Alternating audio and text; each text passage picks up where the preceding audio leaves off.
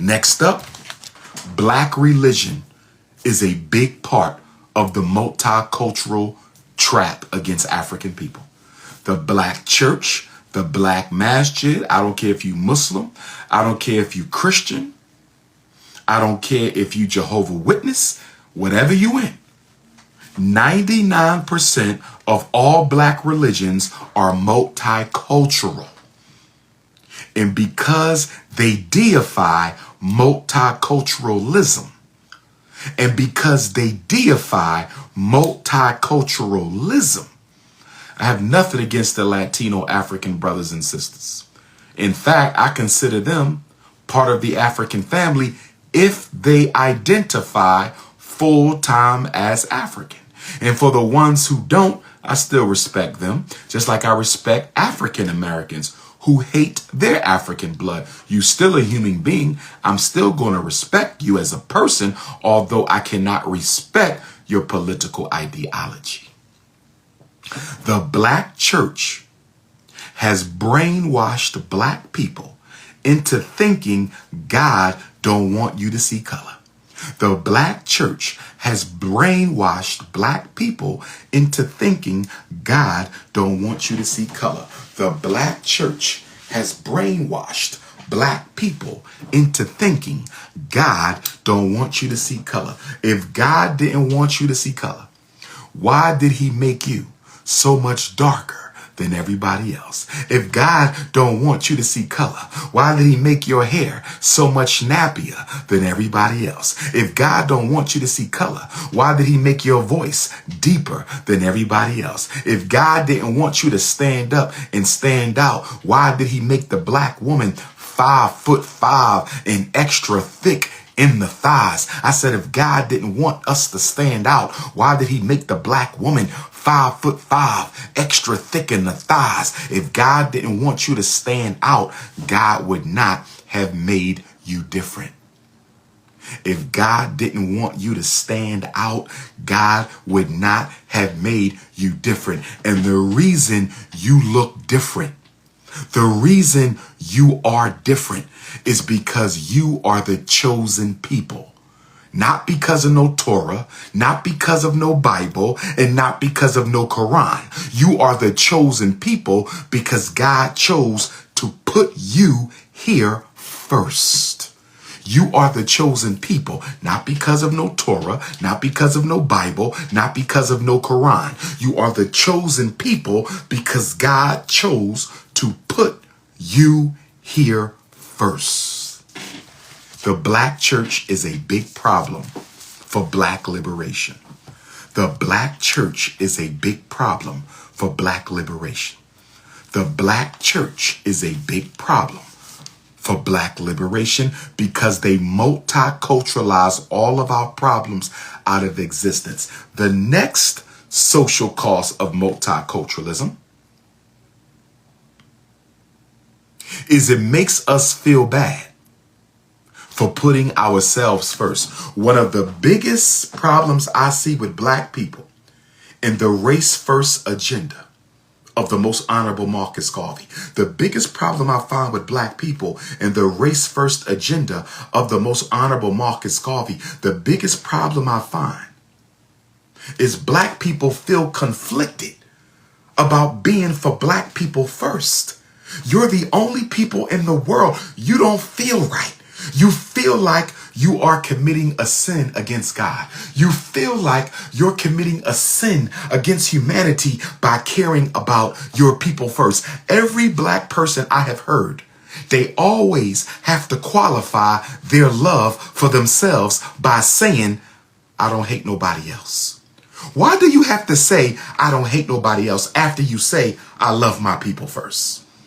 Why does every black person have to say, I don't hate nobody after they say they love themselves? You are the only people who have to clarify that your self-love does not mean hatred for any other group. You are the only people who has to clarify that your self-love does not mean hatred for another group. You are the only people in the world who have to qualify that your self-love does not mean a hatred for other group. Nobody else says that. The Jew says, I'm for Jews. It's assumed he don't hate nobody else. Chinese say I'm for Chinese. It's assumed he don't hate nobody else. Latinos say I'm for Latinos. It's assumed they don't hate nobody else. But when a black man says, I love black people, when a black woman says, I love black people, in the very next breath, right after they say, unapologetically, I love my people, they apologize the very next breath. Right after y'all say, unapologetically, I love my people, the very next breath, y'all apologize and say, but I that don't mean I don't have nothing against nobody else. I don't have nothing against, why nobody else has to clarify. You never hear nobody say, I love my people, but I don't hate the blacks. I love being Chinese, but I don't hate the blacks. I love being a European Jew, but I don't hate the blacks. I love being an Arab, but I don't hate the blacks. Why doesn't anybody else have to clarify their self-love? You're the only people who have to clarify your self-love. Multiculturalism is a trap. Now, let's talk about the emotional cost of multiculturalism. Is this beneficial for y'all brothers and sisters? This is my first live of the new year. I want to make sure it's beneficial. Ladies, give me some hearts. Brothers, give me some fists. Ladies, give me some hearts. Brothers, give me some fists. Are you learning something? Is this beneficial? Because I don't like wasting people's time, because I don't like people to waste my time. Are we learning? Okay. Okay. And make sure you subscribe to www.drumar.tv for more content like this. Because in the new year, most of my lessons, most of my wisdom is coming through www.drumar.tv. So make sure you go and subscribe tonight to www.drumar.tv. Let's talk about the emotional cost of multiculturalism. And I know every black person watching can identify. I don't care if you mixed race African. I don't care if you full-blooded African. I don't care if you American African, continental African, Caribbean African, British African, Canadian African, Australian African. Everybody can identify with what I'm about to say. The number one emotional cost of being trapped in a prison of multiculturalism is you always have to explain your black perspective. Give me some fire if you understand where I'm coming from right now. Give me some fire if you understand where I'm coming from right now. When you are the black person in the room and you give your experience as a black person, you have to always explain and defend yourself. If you understand, overstand, or understand me, give me some fire on Instagram. Give me some fire on TikTok. Give me some fire on Facebook. Who can identify? How many of you was at the job as one of the only few blacks, and when the Chinese gave their experience, it was okay? When the Arabs gave their experience, it was okay. When the Latinos gave their experience, it was okay. When the European Jews gave their experience, it was okay. When the Native Americans gave their experience, it was okay.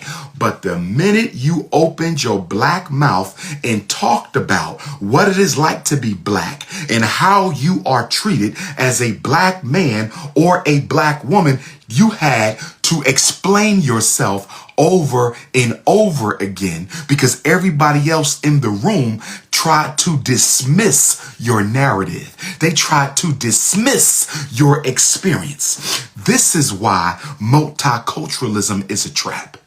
This is why multiculturalism is a trap.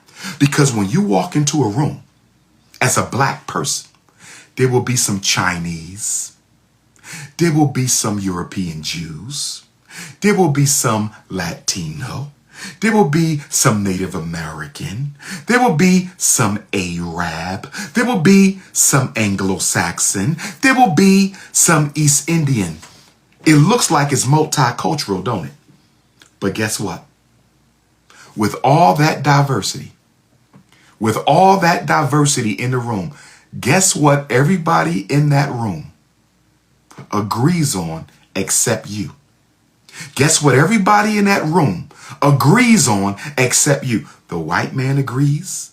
The Chinese agrees. The Latino agree. The Arab agree. The East Indian agree. The Jew agree. They all agree that the black person in the room is irrelevant and unworthy of respect. Am I wrong, brothers and sisters? Am I wrong, brothers and sisters? Even in a so-called multicultural context, you are still victimized by white racism through proxy from all the other groups in the room. Oh, yes. Oh, yes. You say, wait a minute. This room is culturally diverse, but I still feel alienated in this room. And the reason you still feel alienated, even in a culturally diverse room, is everybody in the room hates black people. That's why you still feel so alienated. The Chinese in the room don't like black people. The Arabs in the room don't like black people. The Native Americans in the room don't like black people. The Latinos in the room don't like black people. The East Indians in the room don't like black people. The Anglo-Saxons in the room don't like black people. And this is why you can take a black person from an all-white room. You could take a black person from an all-white room. And by the way, African Latinos, I'm not talking about you. You part of the family. Afro-Latinos, I'm not talking about you. You are part of the family as long as you identify with us. Okay? I'm talking about anti-African Latinos, not African Latinos. Stay with me. So you put a black person in an all-white room and you say, I feel a lot of racism in this all-white room. I feel a lot of tension in this all-white room. I feel a lot of bigotry in this all-white room. And then I take you from the all-white room and I put you in a room that's culturally diverse. And when I put you in the room that's culturally diverse, your uneasiness doesn't go down. Your uneasiness doesn't go down. Your uneasiness doesn't go down. Your uneasiness stays the same or goes up. Why does your uneasiness stay the same or goes up when you go from an all-white room to a multicultural room? When you go into the multicultural room, you should feel more comfortable. Why don't black people feel more comfortable when we go into the multicultural room? I see you, Sister Aaliyah. I see you, Sister 𝚂𝚗𝙱𝚂𝚗𝚁𝙸🙱. How you doing, gorgeous? Shout out to my good sister 𝚂𝚗𝚱𝚂𝚗𝚁𝙸🙱 from Philly. I ain't heard from you in a while. You got to get at your brother. I got to come back on your radio show. The reason black people still feel uncomfortable is because now you're not just the victim of white racism. You're the victim of Chinese racism. You're the victim of Arab racism. You're the victim of Native American racism, Latino racism, European Jew racism. Oh, yeah. Multiculturalism is a joke, brothers and sisters. It is a joke. Why are we the only people who have to always defend our experience? Look at when the police kill us. The police kill us, and there's a presumption of innocence, even though everybody saw the police take that black man's life. Look at the brother who just got tased to death. Look at the brother who just got tased to death. Look at the brother who just got tased to death. You're going to tell me that 2 or 3 cops can't take that young brother. He was not that large. You're trying to tell me y'all can't handcuff his ankles and carry his ass up out. That's what you tell him. You can't handcuff the ankles and carry that man out. You could. You wanted to kill him. See, when people engage Africans, they want to harm us. So they create a situation that makes it look like we are aggressing them and offending them so they can take our life.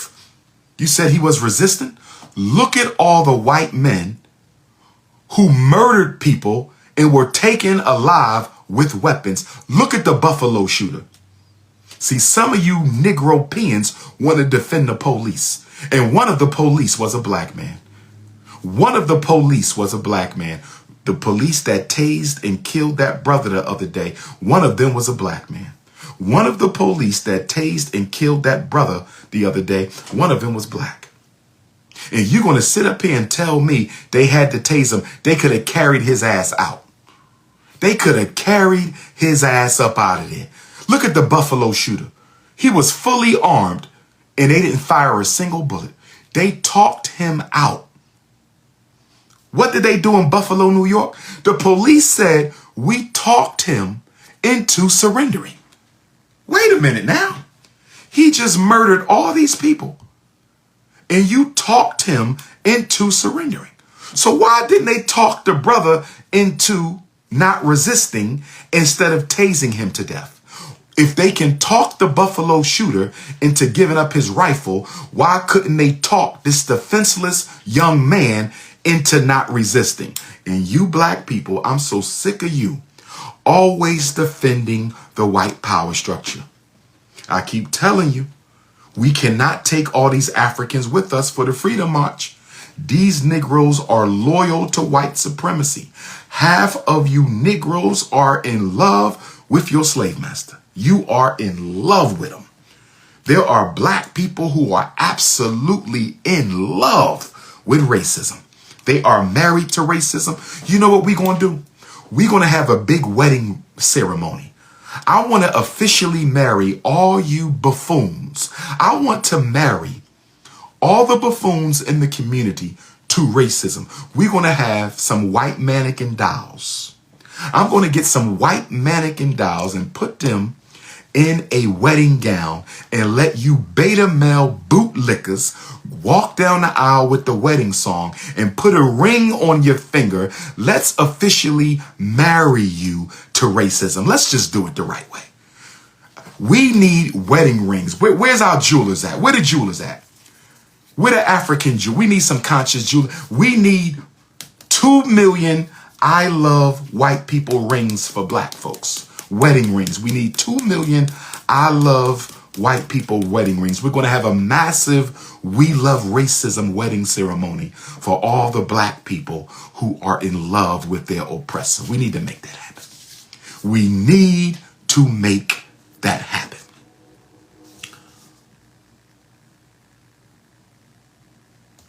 When you endorse multiculturalism as a black person, when you endorse multiculturalism as a black person, you become an alien in a sea of people who don't like you.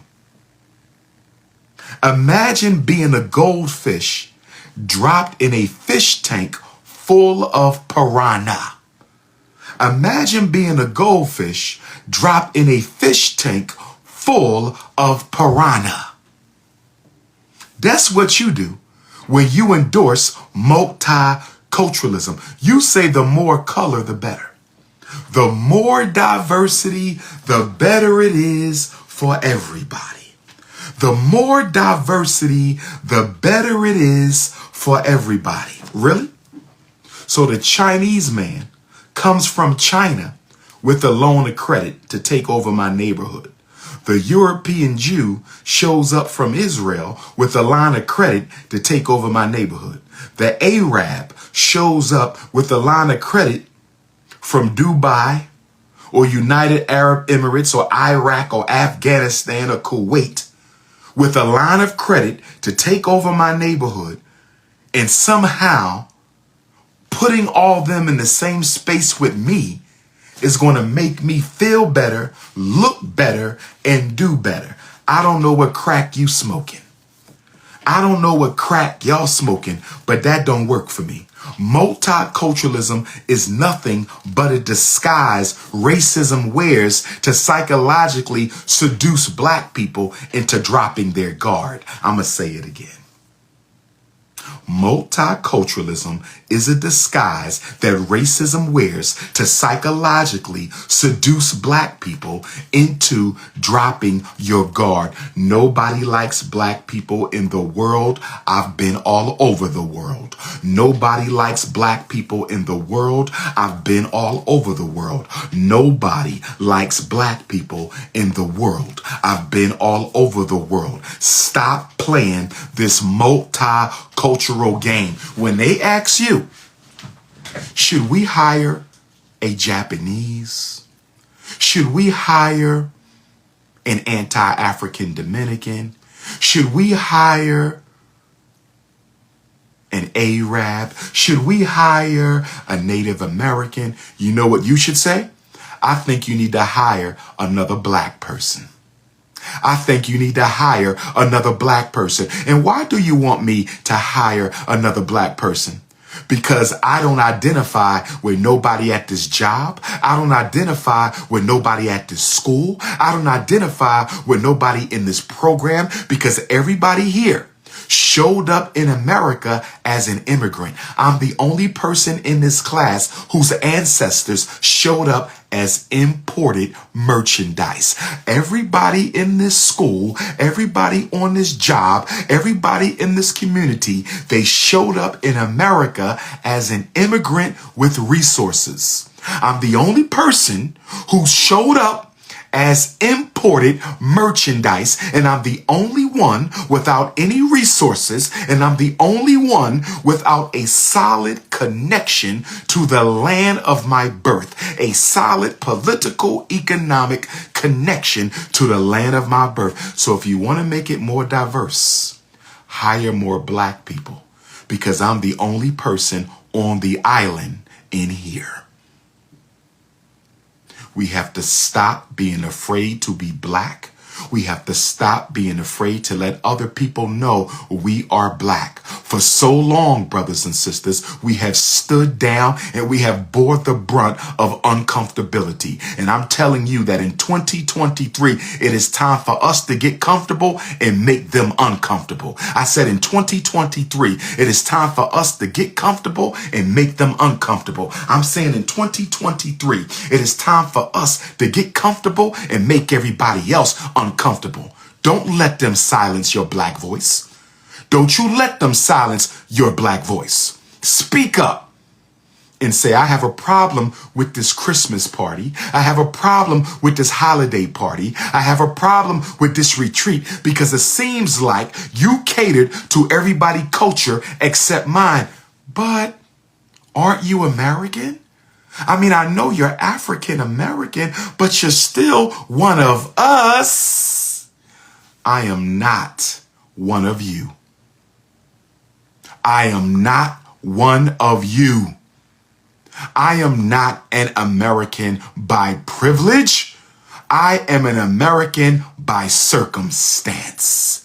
America isn't something I'm proud to be a part of. America is something that was done to me. When you say you are an Italian American, when you say you are a Greek American, a Russian American, a British American, you're talking about your prideful experience in this country.